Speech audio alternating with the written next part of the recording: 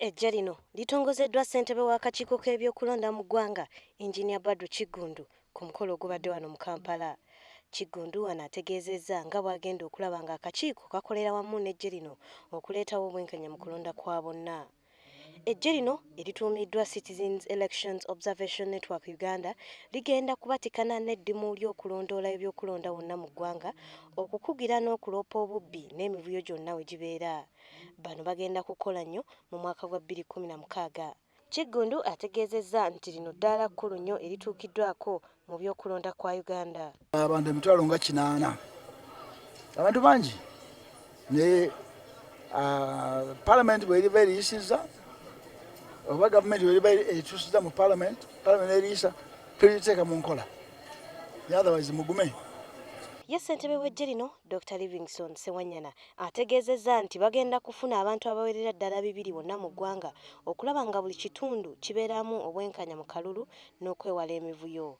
Era ategeezezza nti bano bagenda kubeera mu bantu ekiseera ekisinga obuwanvu okusobola okuyamba okuleeta enkyukakyuka. Tusuubira mu balondoozi be tugenda okuteekawo abawera 900 ate nga bakolagana n'ebibiina nga 23 mu ggwanga lyonna.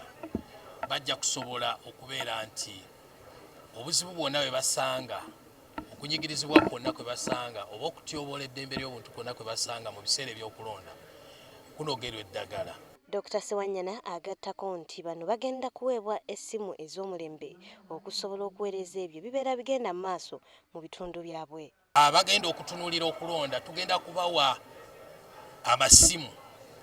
Bagenda kukozesa amasimu ga smartphones nga buli we basanga ekikolobero kyonna kyonna we kiri bajja kikuba ekifaananyi era bakituweereze. Oyo aneenyigira mu mivuyo gy'okulonda agenda kubeera ng'ayanikibwa ate era tusuubira nti n'ebitongole ebikwatibwako binakola kye bisobola okulaba nti abantu ng'abo bagibwa mu lwokaano lw'okulonda. Ejje lino lisuubira okutunuulira ennyo ensonga omuli okuwandiika kw'abalonzi, okusomesa n'okukunga abalonzi ko n'emikutu gy'amawulire engeri gye gikolamu emirimu gyabwe.